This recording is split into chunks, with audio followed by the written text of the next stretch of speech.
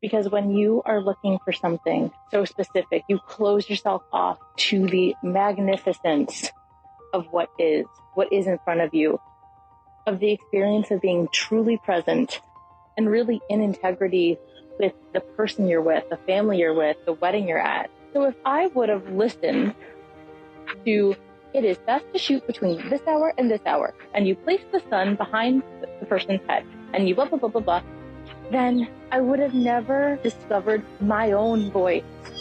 I would have figured out how to efficiently and technically make something look the way other people love to make things look.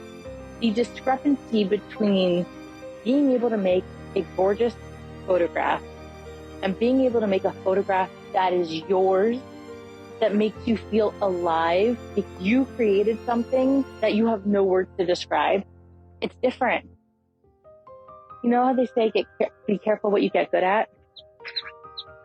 It's the same thing. It doesn't matter what you can do. It matters what you want to do.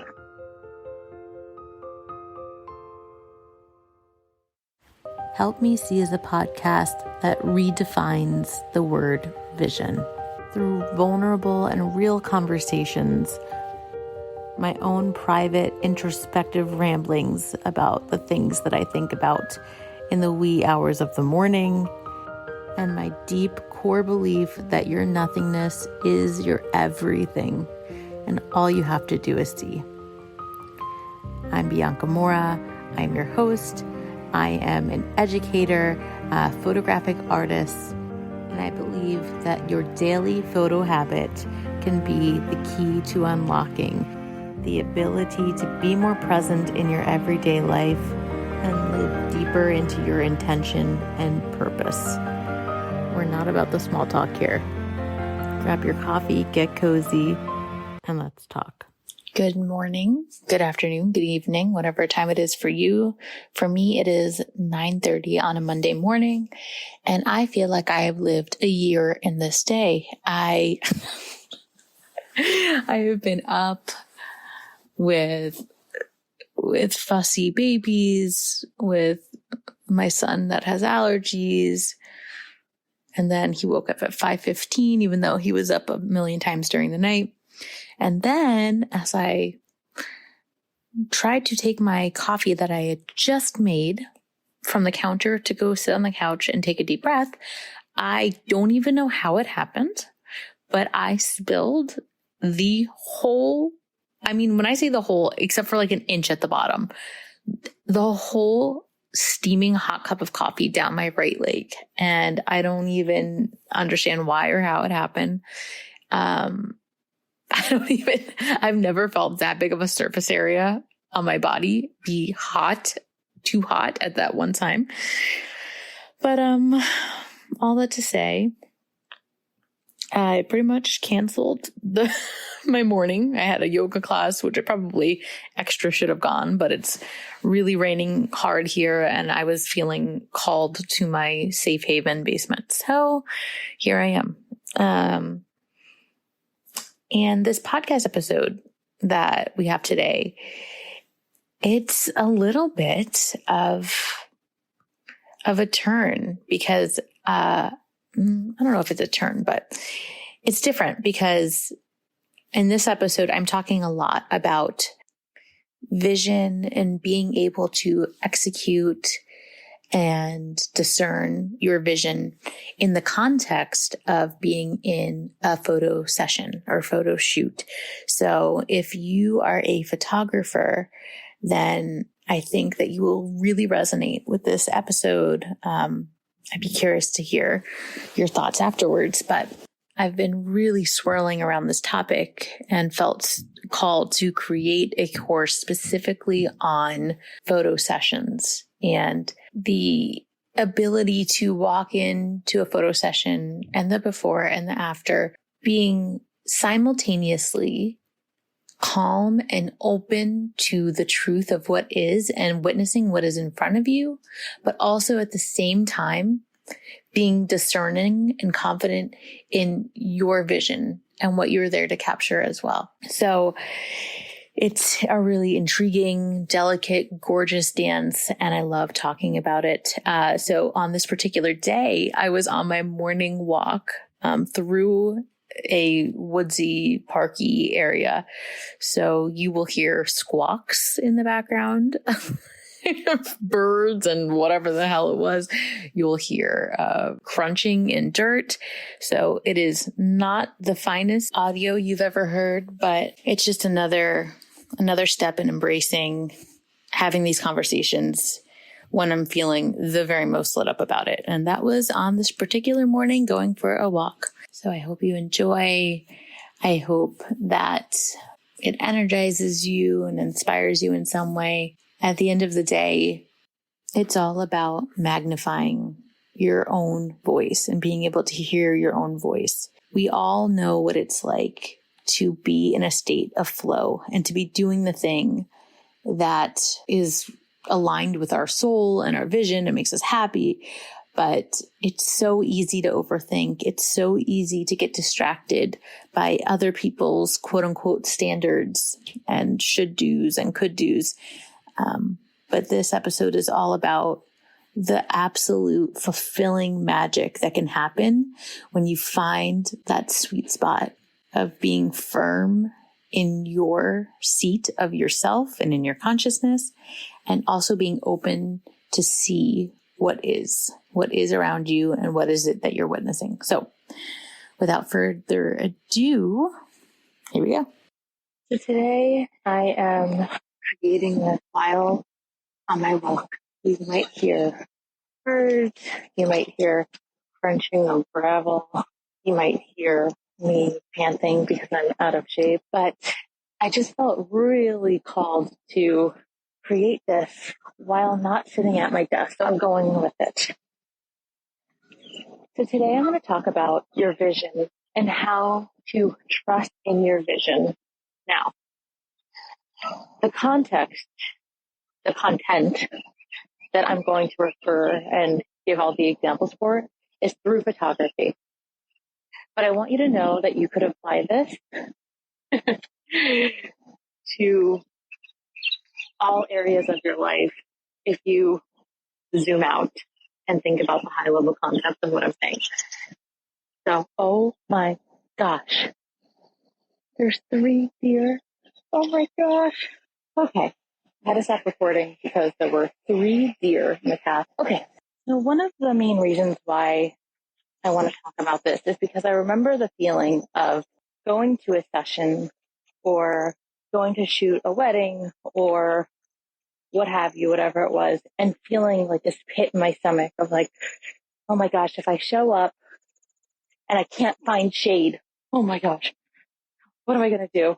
Like this panic of walking into less than ideal circumstances. And the reality is you control very little of that. So living with this feeling of trepidation that you're pairing with a craft that you love so much can make it contained, can make it less enjoyable.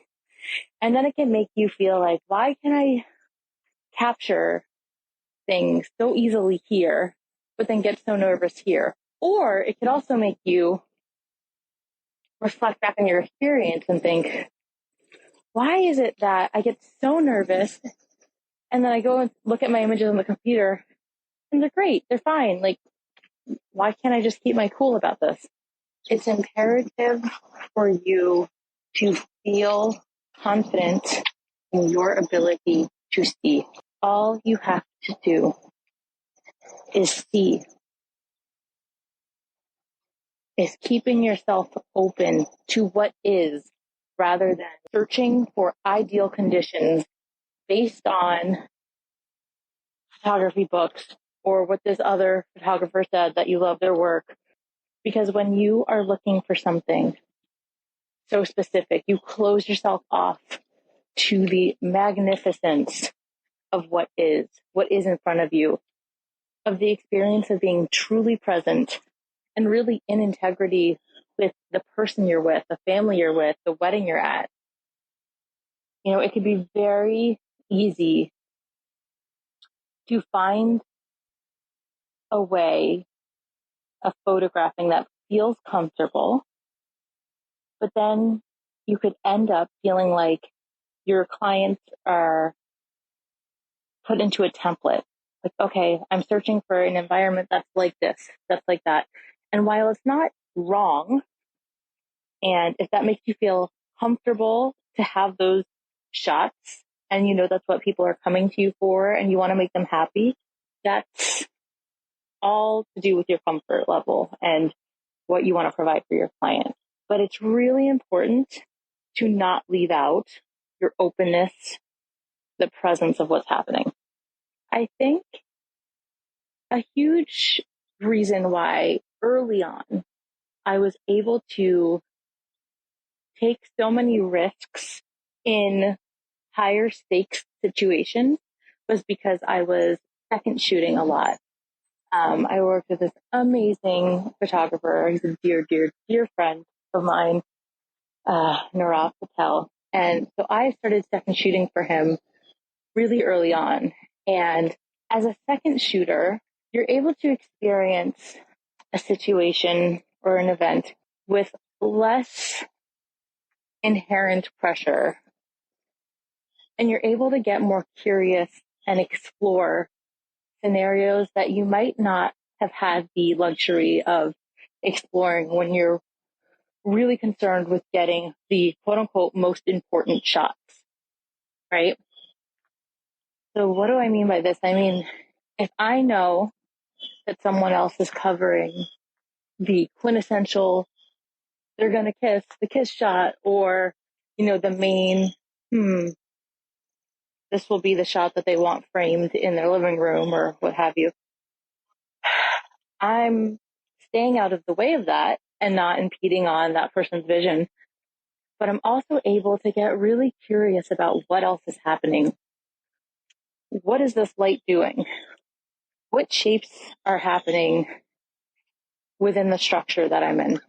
And also, with that situation in particular, you have a little bit more luxury in the sense that people aren't paying as close of attention to you.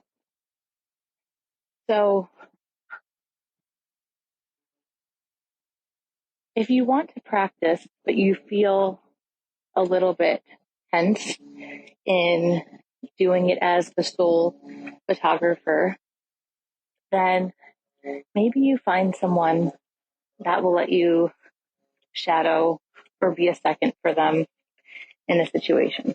But that's not to say that that's the only way to do it. I think that that's just an option for those of you that feel more of the nerves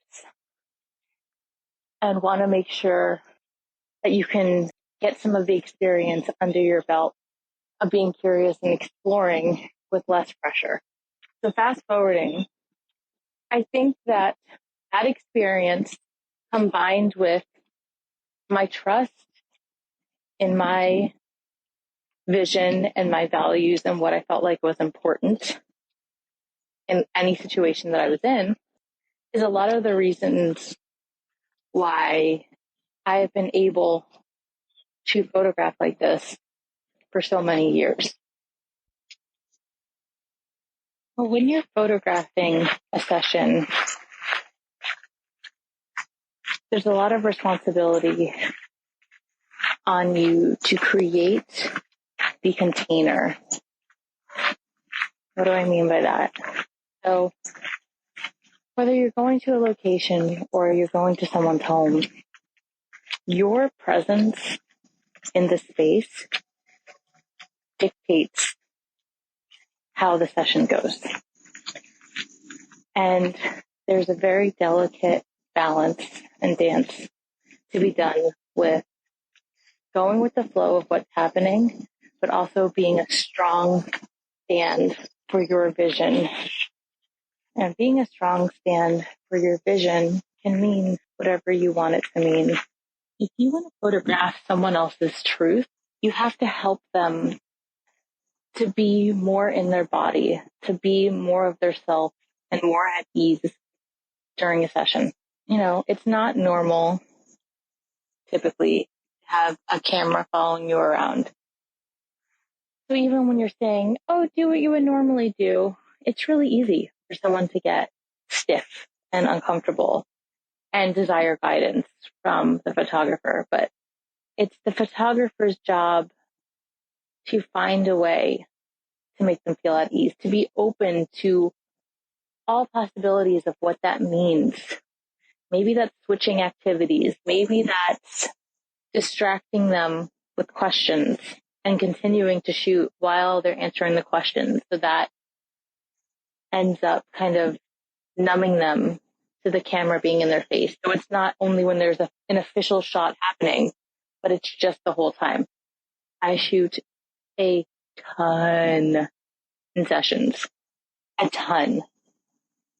I'm basically, my shutter is going almost nonstop because even if I'm not capturing images that I want every single one of, the normalcy of it going on kind of, I would say beats them down, but like, it just numbs them. It numbs them to the situation, and the camera becomes less of a thing. We want the camera to be less of a thing. This is why I love photographing my parents so much, that they don't care and they ignore me. Being ignored is awesome when you're taking photographs. I feel compelled to have this conversation because I feel like a huge reason why you're feeling nervous or uncomfortable or unable to see clearly or take the pictures that you actually want to take when you're performing under pressure in a session is because of all the well-intentioned quote unquote teachings or all the technical know-how that you've gathered up in an attempt to be better. And what I want to say is, I get it. I did it.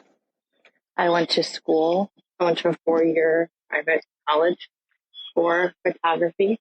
So I understand. But here's the thing. It's really easy to get swept up and intimidated in the technical side. There's just so much. There's so much you can do. There's so much to learn. But at the end of the day, having technical proficiency does not translate to your vision being realized. Now, if you have a vision aesthetically that you want to achieve, and that is your base, that is your set point to like, I want my images to look like this, then sure, yes, do what you need to do to figure out, technically speaking, how to achieve that general aesthetic. But you don't have to go further than that until you start to feel confined by your abilities. Then you can expand. You get what I'm saying? It's like there's a million things that you can learn. But if you get yourself to the point where you're like, okay, I'm now able to take a picture, and I know from the actual capture to the edit that I'm able to make something look the way I want it to look. Now that's it. Now it's about exploring the actual experience and leaning into your actual vision of the content and the subject matter and what it is you're looking for, because that is the most important part, the most important part. So until you get to the point where you feel like your style changes or you aren't satisfied with something, you really don't need to take yourself on this long journey in learning every technical skill. Because another thing that does is it clouds you from seeing what you're meant to see. For instance, for me personally, I remember that I used to feel insecure about when a client would ask me, what time is best for the sun? What time is best? I was like, oh my God, I am such an imposter. I don't really know. I hear it's around sunset, around 6. But I don't really want to wait till 6 to shoot. And I feel like I'll just take a picture of you wherever you are. And I thought that was wrong. I felt like I was a faker because I was seeing on these photography Facebook pages, everyone saying, oh, a client asked me to shoot at noon. Can you believe that? Like, no way I'm doing that, blah, blah, blah, stuff like that. So if I would have listened to, it is best to shoot between this hour and this hour, and you place the sun behind the person's head, and you blah, blah, blah, blah, blah, then I would have never discovered my own voice. I would have figured out how to efficiently and technically make something look the way other people love to make things look. Now, listen, I am not judging. I'm not judging shooting at sunset is gorgeous. What I'm not judging at all, but what I'm saying is the discrepancy between being able to make a gorgeous photograph and being able to make a photograph that is yours, that makes you feel alive because you feel like you created something that you have no words to describe and you just feel like lit up. It's different. You know how they say, be careful what you get good at? It's the same thing. I remember in high school, I was taking all AP classes. I was doing, calculus. My best friend, who's an engineer, would be like, oh, isn't it so great that by 3 pages of doing a math problem, you get one answer? Isn't that so exciting? And that's the only answer it can be. And even if I got it correct, I'm like, I want to jump out a window. This is terrible. This sucks. It's a waste of my life. No, it's not a waste of life. It's amazing. People that can do that and want to do that and get excited off that. But what I'm saying is, it doesn't matter what you can do. It matters what you want to do. This is how we get all burnt out. This is how we get to a space where we're feeling so uninspired because we overextend ourselves and we say, yeah, I can make that work, when it's such a departure from your vision. When you take on a client that specifically wants props or a cake smash and it's just, that's not in your soul and you really don't want to do it. And please listen with the grain of salt. This conversation I'm having is really high level. There's so much nuance. I think that trying any type of session once is an amazing idea. And maybe taking on a cake smash or whatever, what have you, getting the photos that the client wants, and then going rogue and doing your style of whatever session you're at is an amazing idea. So just dropping that there. But conceptually speaking, what I'm saying is being more discerning is the way to developing your own unique, incredible voice. I once took a class and the photographer was talking about how important it is to be selective over the images you take and knowing what's meant for you. She was saying that she would love some of her fellow photographers photograph so much that she would be somewhere and think, oh my gosh, that's a photograph, but that's Joel's photograph. That's not my photograph. Like, she was able to see in the style of someone else, but discern that that is amazing, but that's not for me. Isn't that beautiful? Like that, it's like dating. It's like a relationship. It's like choosing a partner for life. There's so many incredible people in the world that are just not for you, right? Is this making sense? So being able to walk in to an environment and feel so confident in your ability to create the environment for what truth to unfold, or the truth to unfold, is honestly the most priceless feeling. Truly. I feel like I feel like I have the answers to the universe in terms of being in a shoot. I'm like, yeah, why can't I apply this to the rest of my life? That's what I'm working on right now, is applying the principles of how I handle and walk into these sessions, because I feel so amazing over it and so lit up and so confident. Like, okay, now let me apply this towards every area of my life. See how that goes. Wouldn't that be nice? So yes, there are a million different ways. There is no set path. There's no set curriculum to becoming the person that is able to show up in any given situation and feel completely at ease and confident in their vision. There's no set curriculum, because depending on you, as with this whole thing, the whole theme always comes back to you. Depending on you, there's a million different things that you might need or not need.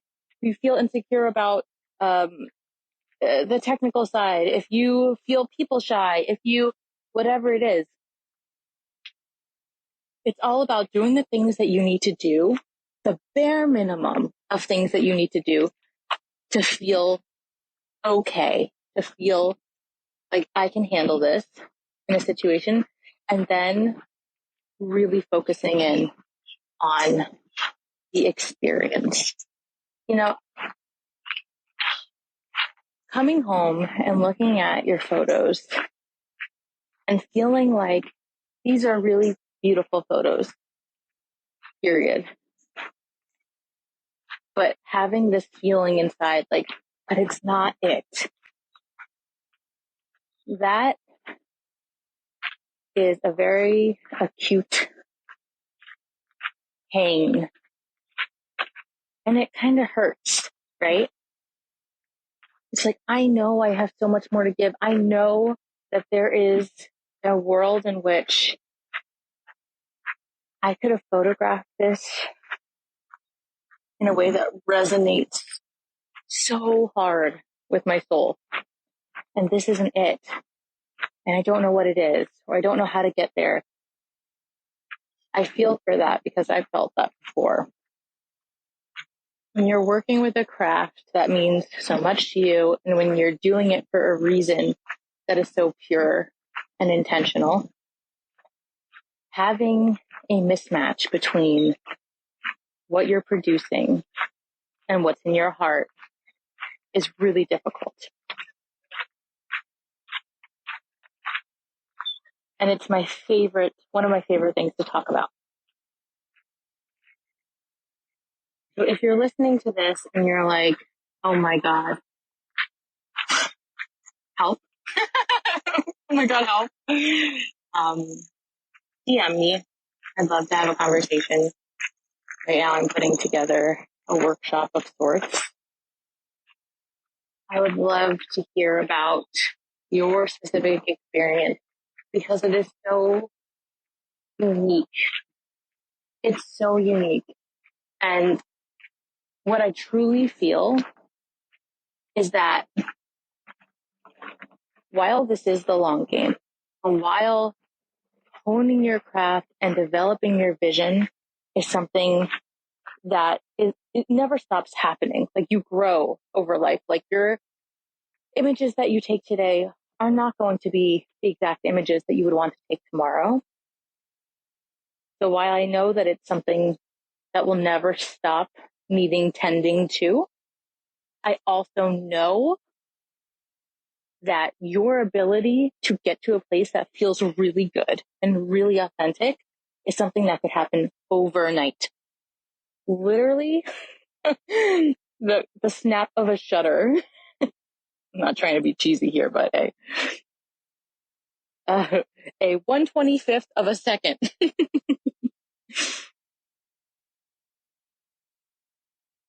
This content, this subject matter, the whole theory behind what I'm talking about, if we want to pull it outside of photography, it's whatever you do in life, wherever you are, if you can be fully there and bring your full self in a way that feels like you, while staying open to what is and being able to dance with that, that skill set will do everything. That's all you need. It's when we're having horse blinders on and only looking for a specific kind of light, or it's when, you know, life isn't going your way and you're like, no, but this was supposed to happen, but that didn't happen. You're not seeing all of the other ways in which you can get to that same destination, but not through the how of what you thought.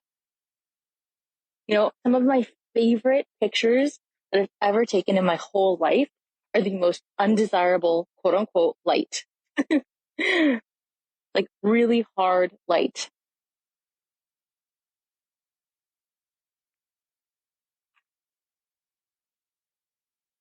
Don't let your purest intention of wanting to improve, wanting to learn, and wanting to grow be the thing that stops you, that blocks you from discovering your true voice. You know, there's a balance between learning the technical and also letting it go. Just letting it go. Like learning the rules to break the rules, right?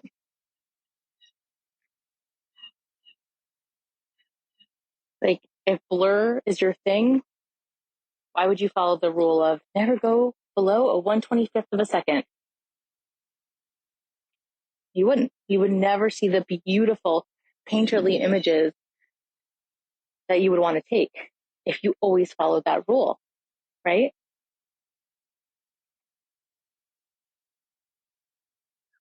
If you always just shot at sunset and then only let it be 30 minutes because that's the length of your session and then you leave, you might never discover your love affair with blue hour and shooting in that very unique light.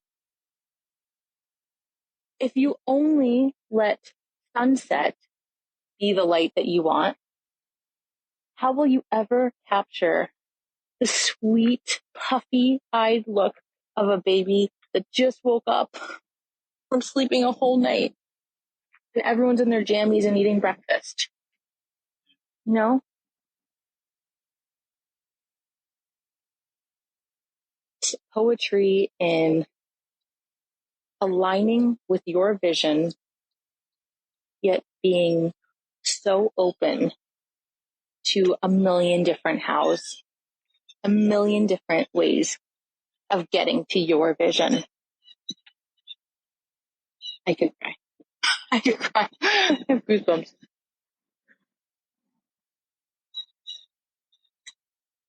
So again, if this is something that you're interested in having a conversation about, please DM me. I'm on Instagram at Bianca Leamora, Lea. Well, BIANCA LEAMORRA. I would absolutely love to hear from you. I'd love to hear about your vision and where you feel like you're getting hung up. And I'd love to give you the first steps to stepping further into your vision. If you got value out of the show, if you thought of someone that could benefit, send the episode, let them know why it resonated with you. It's so helpful and so life-giving. Some of the most amazing things that I've discovered have come from a caring friend sending it my way. I'm ever grateful for that because I don't know if I would have found it otherwise. And also, if you leave a review, that would be so helpful.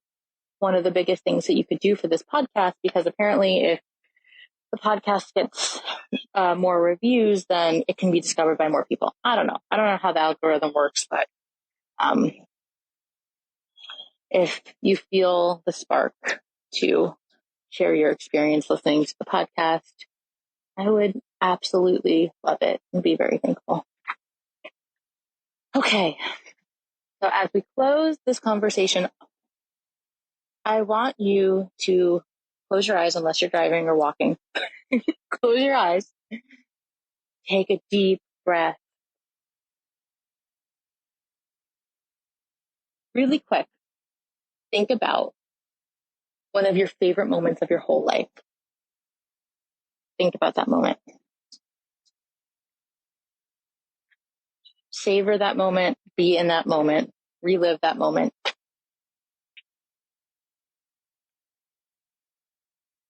With your eyes closed, think about what is it about that moment that made you feel that way? Journal on it. Open your eyes and journal on it. I bet you can find some of your truth or all of your truth in that. And if you can find a way to apply that towards the rest of your work,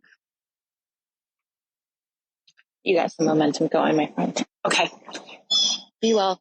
Talk to you later. Bye. If you enjoyed this episode and want to get in on actual conversations with me, join the Help Me See podcast private Facebook group. Every Friday at 12 p.m. Eastern Time, I'll be hopping on live for Q&A on the latest episode and for free consulting if you need a bit of help thinking about ways to save your memories. Did you get something out of this episode? I really, really, really hope you did, and I would love to hear from you. I'm on a mission to empower you to feel peace knowing that you are not missing your life. One of the best ways that you can support me is leaving a review, and honestly, I'd rather hear about the memory you saved because of this podcast rather than any kind of accolade. Tell me how this podcast has impacted you, and 1, I'll probably cry. And 2, I'd love to give you a shout out on the show. Take a minute and head out to the link in the bio to write a review now on the podcast.